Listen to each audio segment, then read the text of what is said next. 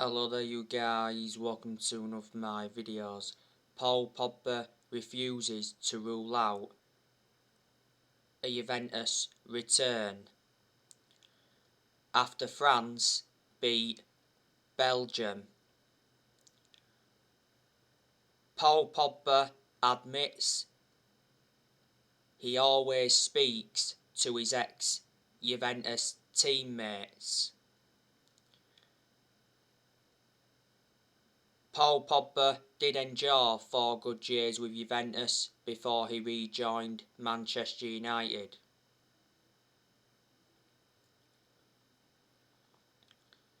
Earlier on this season, Paul Pogba's agent Mino Raiola suggested that Pogba could return to Juventus from Man United on a free next summer, because he did mention that Turin is still in Paul Pogba's heart.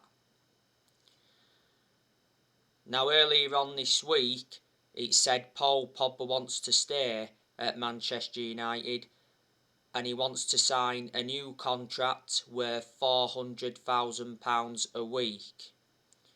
That would make Paul Pogba one of the best paid players. Pogba's current contract at Man United expires next summer. Before the start of the season, Pogba rejected a new Man United contract. Earlier on this season, it said Pogba was very likely to leave Man United on a free next summer. Man United recently set the Paul Pogba deadline. It said we want Paul Pogba's future to be sorted by Christmas. Pogba has been relentlessly linked with Real Madrid. PSG have been in for him. Don't forget, PSG are prepared to offer Pogba £510,000 a week in wages. Barcelona have been in for him, and so too have Inter Milan. So he's had a long running transfer saga. I hope Paul Pogba signs a new contract, because Pogba's a good player and he's enjoyed a very good start to the Premier League season. He's already got 7 assists.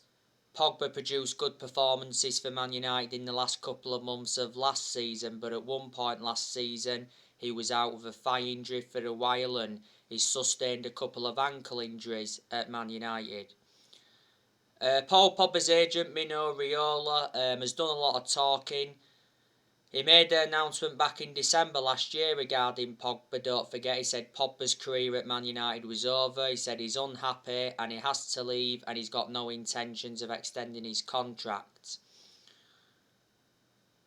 Solskjaer was unhappy with Mino Raiola's announcement. This season is Pogba's 6th season at Man United since he rejoined.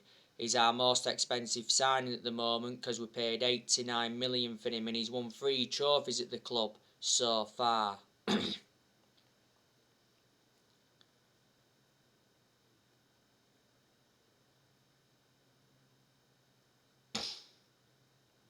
And we had Pogba when he was a lot younger under the Sir Alex Ferguson era, but had to let him go due to limited appearances.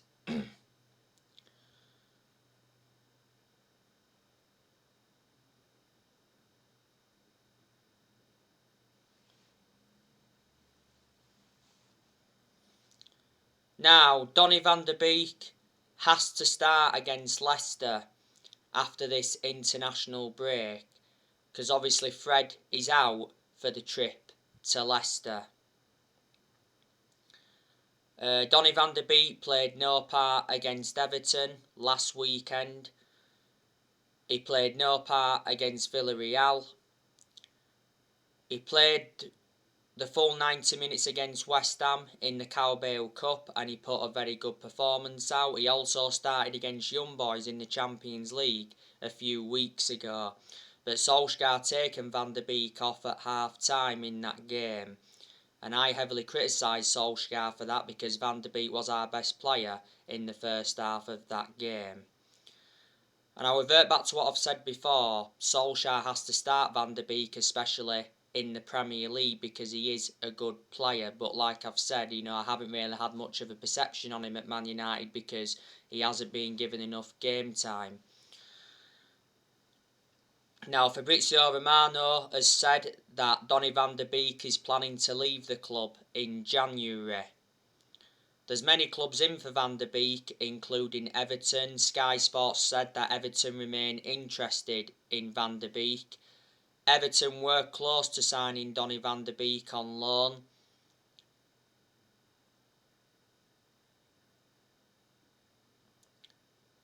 But Solskjaer rejected Van der Beek's exit. Van der Beek's agent is said to be working hard on finding a new club for his client. Not so long ago, Van der Beek was furious with Solskjaer as he was left on the bench in Man United's win over Villarreal. Van der Beek was spotted throwing chewing gum in the dugout, and it's said Donny van der Beek will try to force a January transfer away from Man United following his Villarreal meltdown.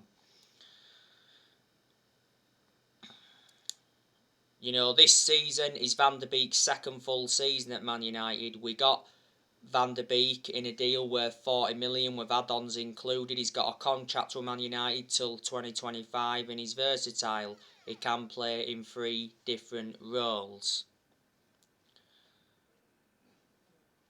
Now, I have been talking with you a lot about Ole Gunnar Solskjaer on my recent videos. Ole Gunnar Solskjaer's future as manager could depend on the next 10 games. We've got tough games coming up.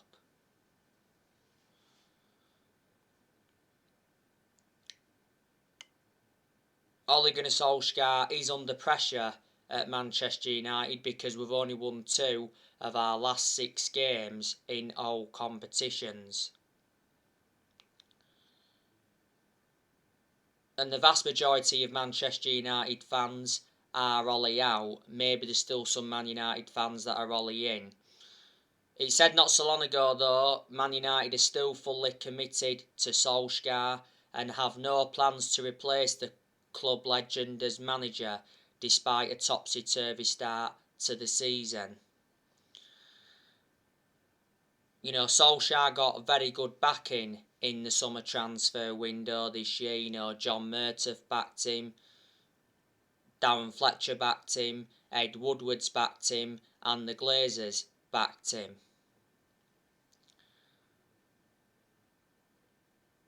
And Man United enjoyed a very good summer transfer window. We made 4 signings. We brought Tom Eaton in on a free from Aston Villa, brought Jadon Sancho in from Borussia Dortmund, brought Rafael Varane in from Real Madrid, and we re-signed Cristiano Ronaldo after 12 years. We spent around 141 million in the summer transfer window. Solskjaer's enjoyed 5 transfer windows now as permanent Man United manager.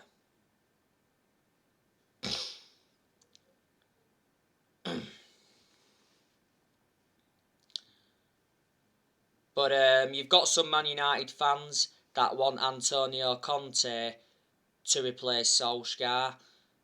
There's also some Man United fans that want Zidane to replace Solskjaer.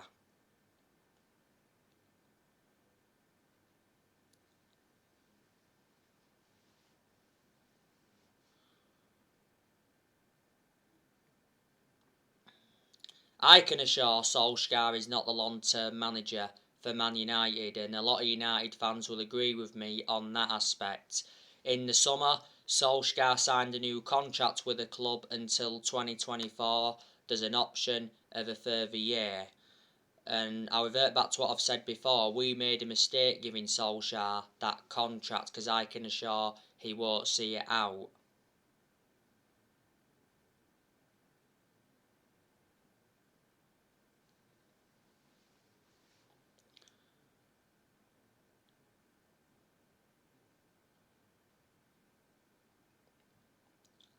Solskjaer has to win a trophy at Manchester United to basically save his job.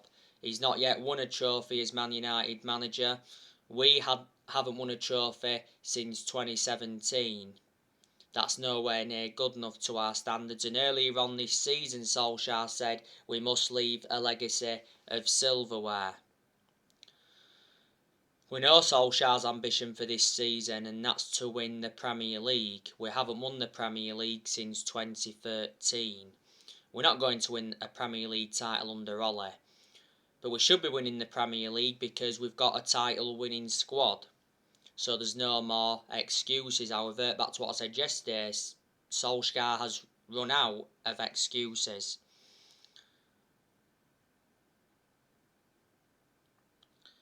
You know, this season is Solskjaer's third full season as Man United manager, and I did mention at the start of this season that this season was going to be massive for him because he's got big expectations to exceed. Just think the expectations are too high for him, to be honest with you. Solskjaer's been in charge of Manchester United for almost 3 years now. Solskjaer has managed over 150 games as Man United manager in all competitions. But like I've said before, with Solskjaer being a legend of the club, our board have a soft stance on him.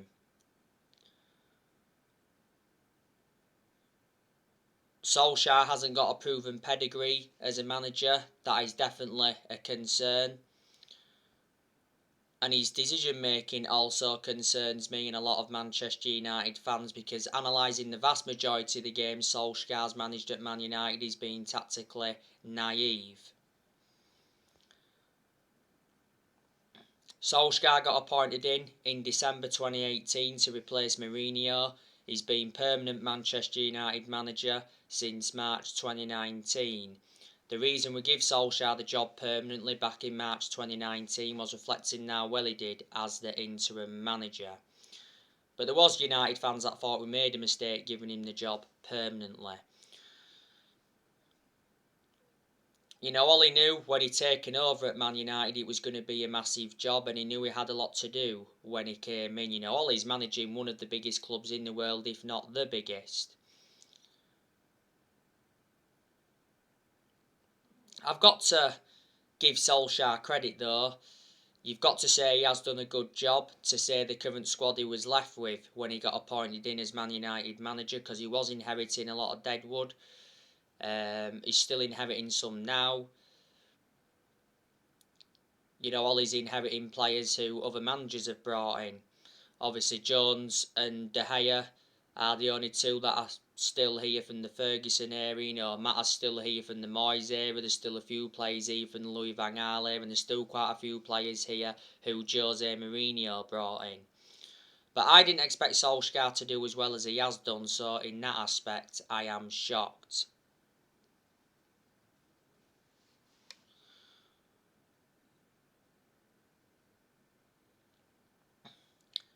You know, Solskjaer has brought consistency back in certain aspects. Solskjaer has made good signings as Manchester United manager. At the moment, Solskjaer has signed 14 players. So in the summer of 2019, Ole recommended Daniel James and Wan-Bissaka and Harry Maguire in. In January 2020, he recommended Bruno Fernandes in and Odion Ighalo in on loan.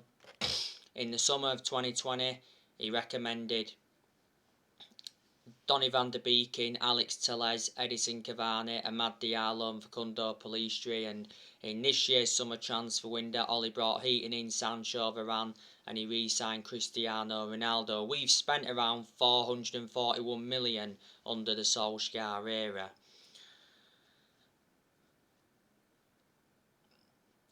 Solskjaer's loaned a few players out. He loaned a few players out in this year's summer transfer window. Loaned Brandon Williams out, Andres Pereira, Axel Tuanzebe, Ethan Laird, Tahith Chon and Facundo Pellistri. Loaned some players out in January, but them players are now back from the loans they had. Solskjaer's also got rid of a lot of players permanently. Obviously, Solskjaer offloaded Daniel James in this year's summer transfer window. He was the only player we sold in this year's summer transfer window. That was disappointing from a Man United perspective. Ole's released Sergio Romero and Joe Pereira. In January, Ole offloaded Rojo, Fossa-Mensah and Igalo. Ole's also got rid of Borthwick Jackson, also offloaded James Wilson. Ole's offloaded players like Young, Valencia, Smalling, and that trio were on-serving players at the club. He also offloaded Darmian, offloaded Fellaini back in January 2019. I think he was the first player to leave under the Solskjaer era. Also offloaded Ander Herrera, Angel Gomez, Sanchez and Lukaku. So I think, are they all the players he's got rid of permanently? If they're not, they are a lot of the players he's got rid of permanently. You can say that progress has been made under Ole, because Ole has got us to semi-finals. He got us to 3 semi-finals in his first full season. He got us to the EFL Cup semi-final last season. Last season got us to the FA Cup quarter-final. And last season he got us to the Europa League final. And that was his first major final as Man United manager. But unfortunately we didn't win it. So there you go. And last season Solskjaer got us a 2nd place finish. And in his first full season got us a 3rd place finish. I also like the way Solskjaer develops the youth as well. He's got a lot of trustworthy in his young players, and Solskjaer's more or less giving everybody their chances to express themselves, including the young players.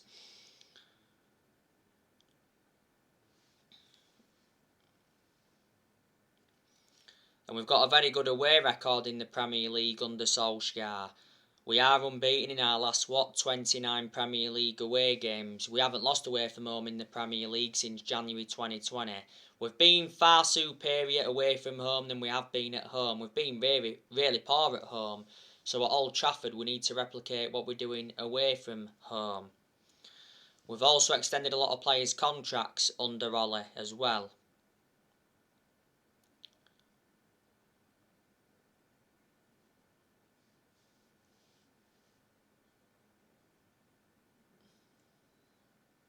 Earlier on this season, Solskjaer did mention that he wants new contracts for 5 players. And like I've said before, despite me criticising Solskjaer a lot, I think he is our best manager since Ferguson.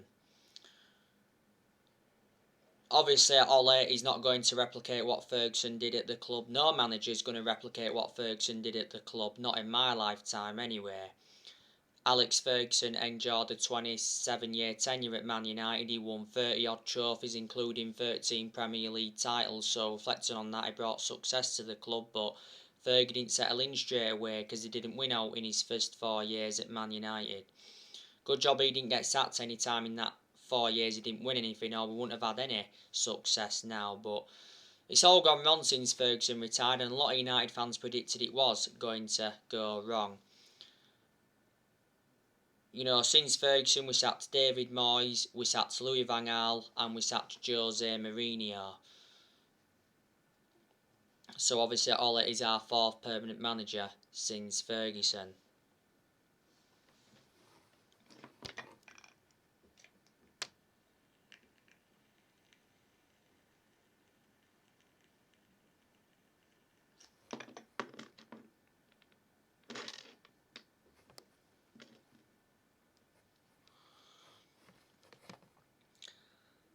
I am expecting Manchester United to sell players next year.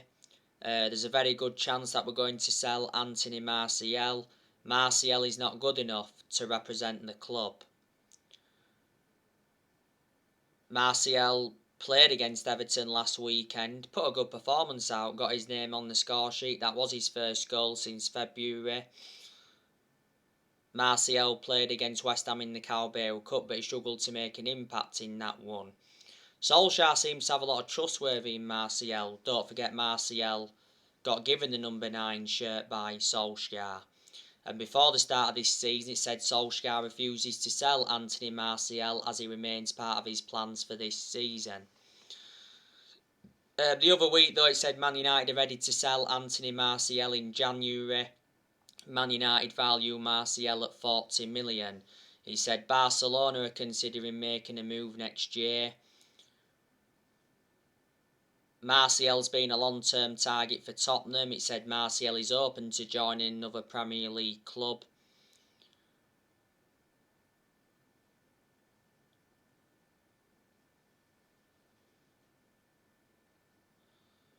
Atletico Madrid were in for him last summer, and don't forget Martial rejected the chance to join Lyon on loan on deadline day.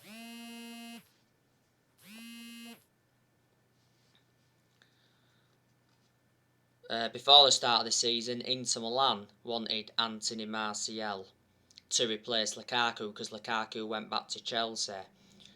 Martial's been at Man United for 6 years. He's got 3 years left on his contract.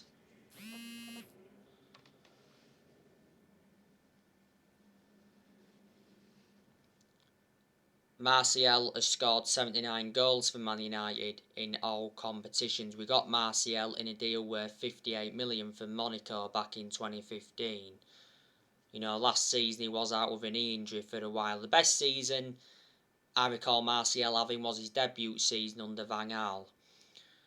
I think Cavani will leave next year. I can't say I want him to leave though, because Cavani has made an impact since he's come in.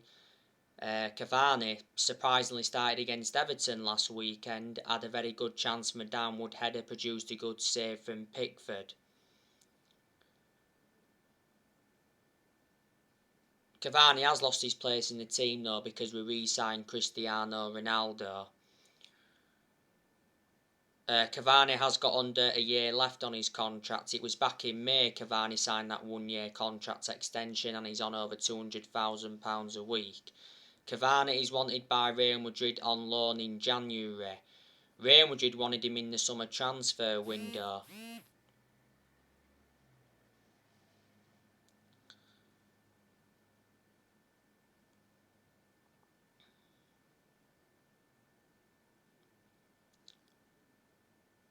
But the club failed to make a move happen. Real Madrid will wait until next summer for their main attacking targets Mbappe and Erling Haaland. I think Barcelona will reignite their interest in Cavani in January, because Barcelona tried to get Cavani on deadline day in the summer transfer window. Juan Mata, I think he'll leave next year. Juan Mata's contract expires next summer, because earlier on this year Juan Mata signed a 1 year contract extension. I can't understand why we give Juan Mata that 1 year contract extension, because Juan Mata doesn't even get in R11, and plus he's lost that yard of pace and he's ageing up. But despite that, I reckon Juan Mata's had a good career at Man United. Mata has been at Man United for 7.5 years, so he's been a long-serving player. We got him in a deal worth 40 million from Chelsea back in 2014. And at the first part of last season, Juan Mata rejected an 18 million a year contract offer to play in Saudi Arabia.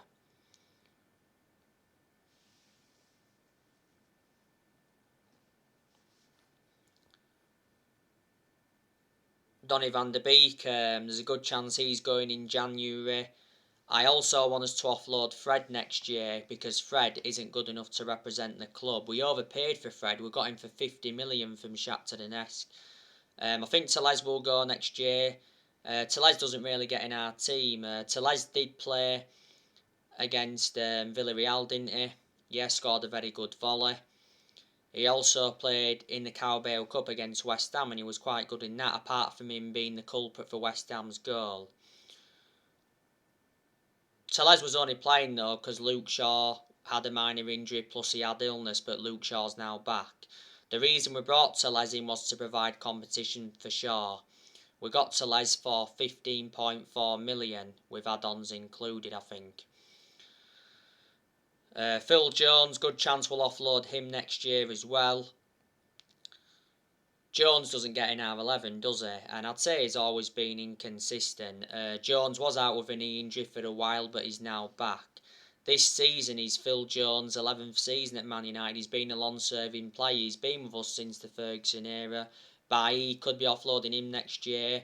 And I'm expecting us to offload Diego Dalot. You know, Diego Dalot is our backup right back to Wan-Bissaka.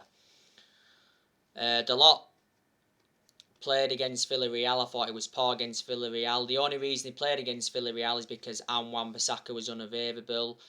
He played against West Ham in the Cup a lot, and I thought he put a very good performance out against West Ham in the Cup. Last season the lot had a loan spell with AC Milan, so reflecting on that, he gained some experience, and we got the lot 3 years ago from Porto. We paid 19 million for him, and he's got a contract with Man United until 2023.